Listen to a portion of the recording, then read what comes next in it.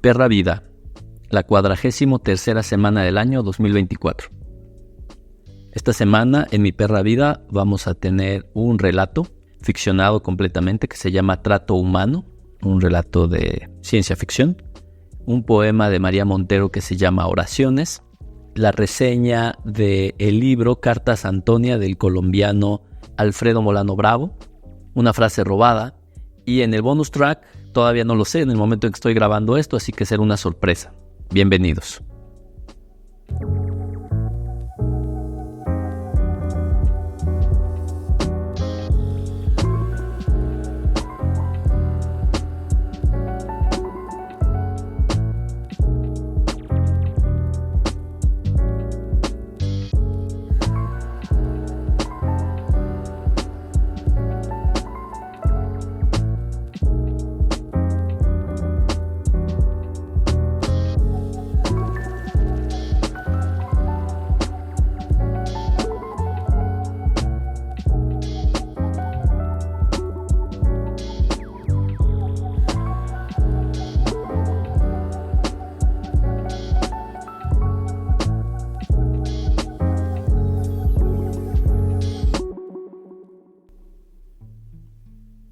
Trato humano. Iban llegando sin llamarlos, poco a poco. Conforme pasaban los días, siempre del mismo modo, los acorralaban entre chillidos y gruñidos. Buscaban escapar, siendo el lugar más obvio ese frío granero. Como si los arrearan sus persecutores, los iban cercando. Una vez que entraban y atrancaban la puerta, los dejaban de acechar, pero se oían sus pisadas, decenas de ellos en la maleza. Apenas sobrevivían encerrados, hacinados, racionaban los víveres y ocasionalmente, cuando se hacía el silencio afuera, alguno salía a buscar un poco de agua para lo elemental. Al entrar los perseguidos, una vez seguros, todos se acercaban a ofrecer ayuda, pero en especial para obtener del recién llegado lo más preciado, información sobre lo que ocurría allá afuera. Obreros, personal de limpieza, profesores, aquellos que contaban con pericia para escapar de sus persecutores. El recién llegado, igual que los anteriores, estaba sucio, con aspecto destruido, y una pequeña mochila donde guardaba lo elemental para subsistir. Todos contaban su pesadilla, sus pérdidas, y la fortuna de haberse mantenido con vida a lo largo de las últimas semanas. Aunque esperaban alguna noticia que les diera esperanza, el ritual se repetía. Solo describían el salvajismo y la violencia irracional de sus persecutores. Mientras el recién llegado contaba con lágrimas cómo había perdido a su familia, uno de los líderes del grupo interrumpió su relato. «El logotipo de tu mochila es de Recon Genetics, ¿cierto?». El recién llegado guardó silencio asintiendo con la cabeza. Quien lo interpelaba era uno de los considerados rebeldes que organizaban los movimientos en contra del maltrato animal, que había trabajado como investigador en la empresa que había impreso su logo en esa mochila. «Es difícil reconocerte sin tu disfraz de investigador, aunque más querías parecerte a los directivos con sus trajes millonarios. Considerando la fortuna que les hiciste ganar, era esperable que te volvieran uno de ellos. Pero me imagino que cuando las cosas se salieron de control te abandonaron. Si no, no estarías aquí». El grupo que los rodeaba estaba desconcertado, pero dieron inconscientemente un paso atrás, alejándose del recién llegado. Cada día que llegaba al laboratorio, sabía que podía ser el último. Era cuestión de tiempo para que ubicaran su rostro en los videos que se difundían en las redes, manifestándose contra la manipulación genética del ganado. Su contrato, exprofeso, le impedía participar en cualquier manifestación que afectara el, entre comillas, desarrollo tecnológico de la empresa. Llegó a su cubículo, antes de pasar al área de esterilización para entrar al bioterio donde cuidaba a los animales. Un par de guardias lo esperaba, sabiendo lo que significaba. Lo que más le dolía era abandonar a sus cerdos.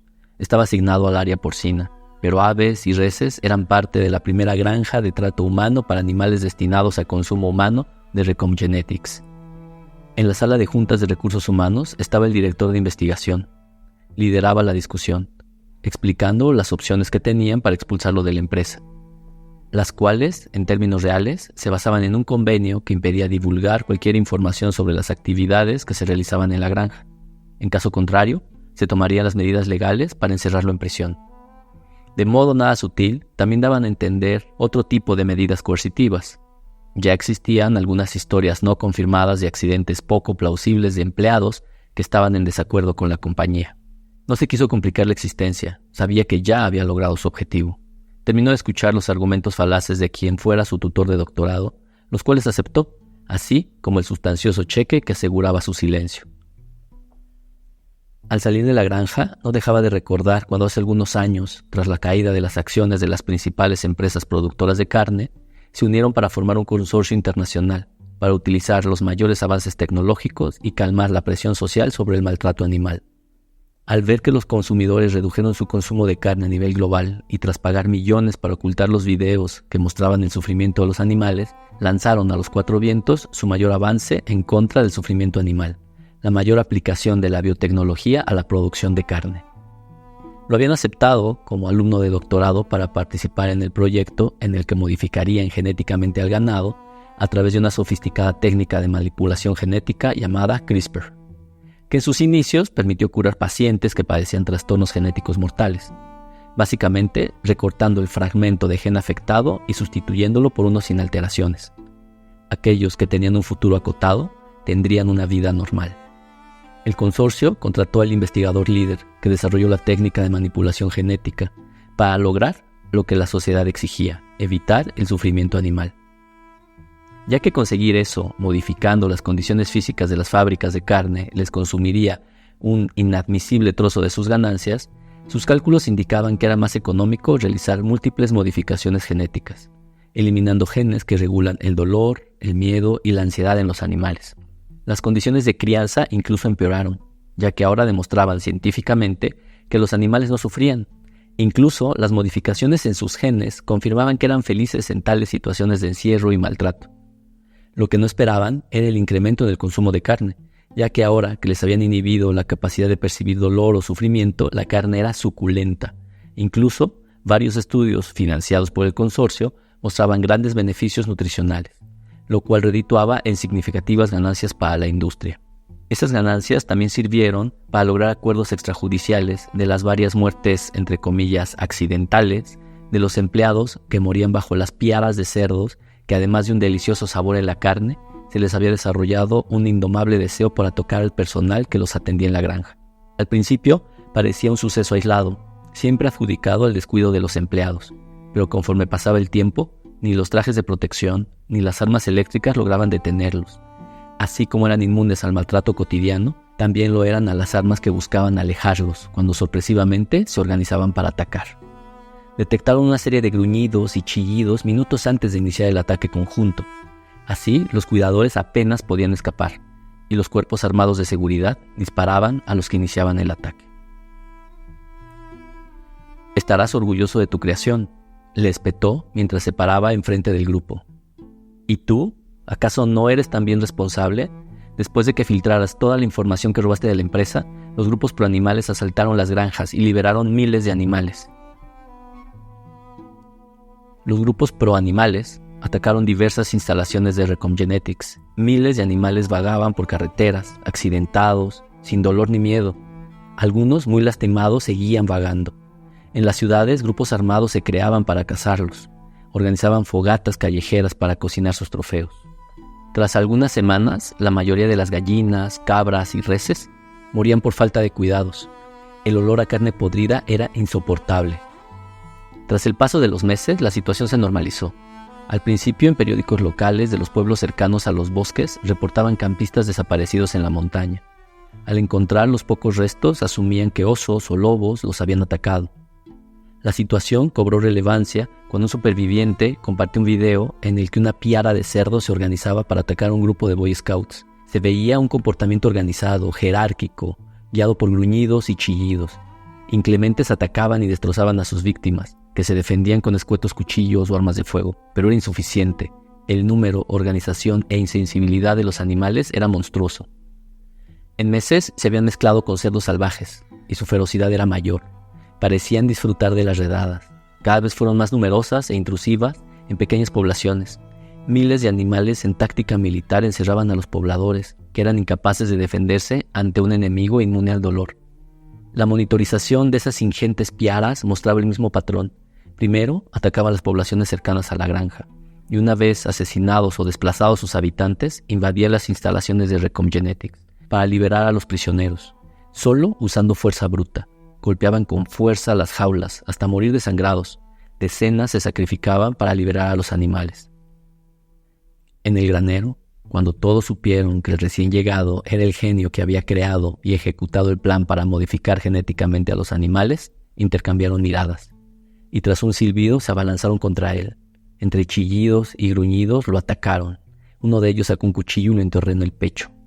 Aún agonizando, lo cargaron entre varios. Subieron al ático del granero donde se encontraba la única ventana y lo arrojaron. Los cerdos se encargaron de terminar la tarea y se retiraron. Adentro, confiaban que ese sacrificio los alejaría por algunos días, hasta que encontraran otro superviviente y lo llevaran hasta el granero.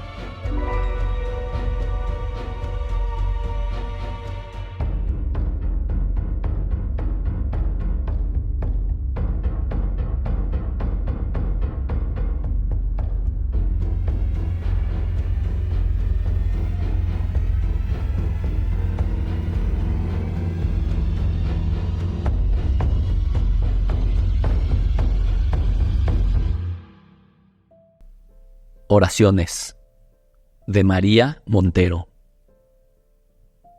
No quedarme callada porque es tarde. No decirle al dolor, esta es tu casa. No deshacer la luz. No dejarle al miedo lo que ya está hecho. No cerrar las ventanas porque la historia es de otros. No regalar la noche que es mi huella. No vencer al fantasma que me vence. No gritar mi nombre donde nadie lo escucha.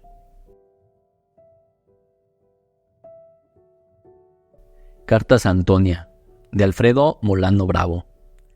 Llegué a este libro gracias al fotógrafo Federico Ríos. Le agradezco tan encomiable recomendación. Este fue el último libro de una de las figuras más relevantes de la cultura colombiana. En estas cartas, con el pretexto de escribirle a su nieta, nos relata, porque parece no solo estar hablándole a ella, sino al mundo, en especial a este universo que vive del presente y olvida con demasiada facilidad. Pero ya sea Antonia, a ti o a mí, Alfredo nos relata aspectos relevantes de su vida, su lucha y de su Colombia, que algunas veces lo trató bastante mal, pero siempre manteniendo valor e integridad. Relata una historia muy sensible, rotundamente personal que, como todas las buenas historias o las buenas vidas, es universal. Aunque decenas de años y miles de kilómetros nos sitúan en una realidad distinta, nos ubica en los dilemas de siempre, desde una perspectiva nostálgica y reflexiva. Siempre luchador, describe una guerra que sabe perdida contra el cáncer de laringe que lo llevó a la tumba, siendo así congruente con su devenir. El libro tiene incursiones de Antonia, incluyendo una carta de despedida, que les recomiendo leer sin compañía, ya que es de esas cartas que se recomienda sufrir y llorar en soledad.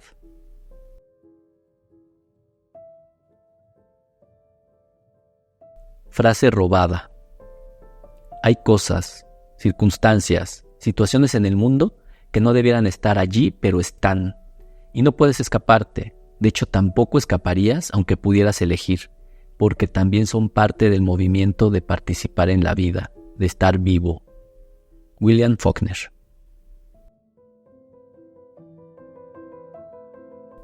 Bonus track. Descarga Cultura. .unam.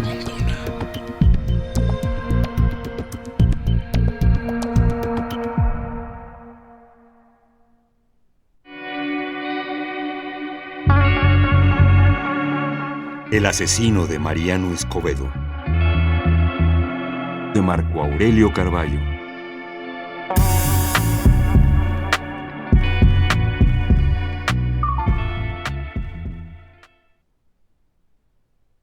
Cuando Tito exclamó ¡a correr!, obedecí de inmediato.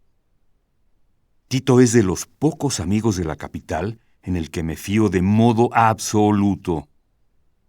¿Se dice por aquí? Por ahí. Si dice hay que detenerse, uno debe detenerse. Nadie como Tito conoce la ciudad, sus vericuetos y acechanzas. También conoce sitios magníficos para comer. ¿Quieres ir a las tortas de plomo?, me preguntó cierta vez. La tortería está en las calles de plomo. Emprendí pues la carrera viendo a un lado y a otro. No percibí peligro alguno esa madrugada, pero estuve a punto de defenestrarme. Una mujer de cabellos largos que pasaba por el lugar me detuvo por la cintura, con esa fortaleza secreta que poseen las mujeres. ¡Cuidado!, dijo, y consiguió sujetarme un segundo antes de caer de cabeza por un paso a desnivel sin barandal en Reforma y Mariano Escobedo. Entonces lo vi. El tipo avanzaba hacia nosotros a toda prisa. Sostenía una masa en la mano. Pequeña, no más voluminosa que una naranja, pero estoy seguro que de acero. A esa distancia podía distinguir las puntas sobresalientes del mangual. Sin que el hombre lo balanceara, pendía de una gruesa cadena y parecía presto a usarla en cualquier momento. Desde luego me asusté. Jamás había visto a nadie que empleara un mangual como arma. He sido testigo de sacapelas a puñetazos o con armas blancas, o de encuentros a tiros en saúrdas de la colonia obrera, donde transcurren mis días de estudiante. Incluso presencié una refriega a batazos de miembros de 2 equipos de béisbol aliados contra un público exigente.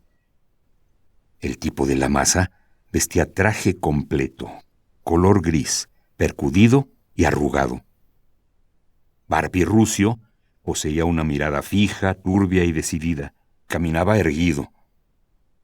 Ignoro cómo lo descubrió Tito, si yo apenas lo miré cuando emergió de la oscuridad y fue iluminado por un haz de luz en la esquina de Mariano Escobedo y Reforma. ¿Lo habrá olido? El caso es que Tito corría ya a una cuadra de distancia cuando el tipo cruzó la calle en dirección a nosotros, la mujer desconocida y yo. ¡Corra!, dije a la dama. Ambos salimos corriendo en direcciones opuestas. Ella hacia el oeste, rumbo a la acera del Deportivo Chapultepec, y yo en pos de Tito, hacia el norte. Pensé que estaba soñando. Las piernas no me respondían. Las sentí tan pesadas como patas de mesa de billar. Aún así, el tipo resolvió atacar primero a la mujer. Debió haber pensado que corren más despacio que un hombre y que son distraídas. Cuando pasaba corriendo frente a la puerta de entrada del Hotel Camino Real, volví la vista por encima del hombro. El tipo había sujetado a la mujer por los cabellos largos y negros. Forcejeaban. Ella hacía esfuerzos por seguir avanzando, pero él se lo impedía tirando con fuerza de la mata de cabellos. El hombre la golpeó en ese momento. 1, 2, 3 impactos de masa en la cabeza. Los chorros bermejos abrieron una curva hacia arriba y cayeron sobre la banqueta. La mujer se desplomó. Vi cómo caía boca arriba, con una pierna cruzada sobre otra y que había extraviado una de sus zapatillas. El asesino levantó la vista y me vio como a 50 metros de él en la acera de enfrente. Yo me había detenido. Estaba paralizado por el terror. Soltó a la mujer y continuó la persecución. Emprendí la carrera de nuevo. El corazón se me estaba saliendo del pecho como si despertara en medio de una pesadilla. Pensé que Tito debió haberme esperado. A esas horas estaría durmiendo ya en su casa. Pero así es él. Puede alertar sobre los peligros de la capital, pero hasta ahí. Como que lo hace a propósito, para que cada quien desarrolle sus defensas naturales. Debe de haber recibido igual educación e instrucción de sus amigos de la obrera. Advertir el peligro, pero salvarse, quien pueda. Así es Tito. Corriendo, evoqué su modo de ser. Hombre de pocas entendederas. Ignoro si terminó la primaria o si alguna vez quiso ser algo más de lo que es. Un hombre normal. Asegura que puede bajar el motor de un automóvil y arreglarlo. ¿Bajarlo significa sostenerlo entre los brazos? No lo he averiguado. Pero lo dice en serio. Sin ufanarse. Más bien con aire grave. Llevaba la lengua de fuera, pero sonreía al evocar el puñado de peripecias vividas al lado del bueno de Tito. Mientras tanto, yo mantenía el trote y de cuando en cuando volvía a la vista. El asesino no se daba por vencido. Quería alcanzarme a toda costa. En medio de mi angustia, reparé en que la distancia que nos separaba a ambos no disminuía. Tampoco aumentaba. Traté de indagar por dónde andábamos. Corríamos rumbo al sur, sobre Bolívar. Al llegar a Torquemada, giraría a la izquierda y correría 2 cuadras para llegar a casa. Crucé Isabel la Católica gambeteando en medio de veloces corrientes de vehículos. Eran los primeros que miraba en todo el trayecto. La lluvia de bocinazos cayó sobre mi cabeza. Intentaría correr más aprisa en el último tramo. Faltaban unos metros para llegar. Volví la vista de nuevo. El asesino parecía haberse quedado atrás, pero no. Ahí estaba, a mi derecha, a unas cuantas zancadas, a unos centímetros.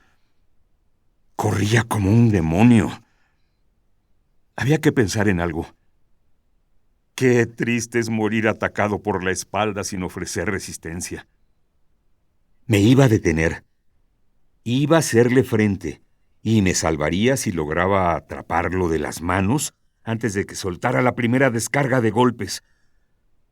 Me detuve. Giré. Pero el asesino mantenía la mirada por encima de mi cabeza. No se detuvo. Había pasado de largo. Estaba a salvo. Respiré hondo varias veces, hasta que se me normalizó el resuello.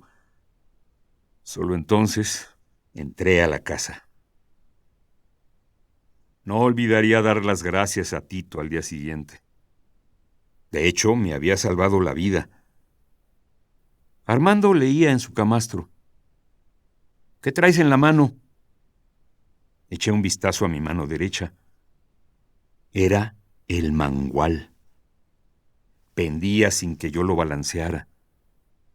Un amasijo de cabellos negros estaba pegado con sangre seca a una de las puntas de acero.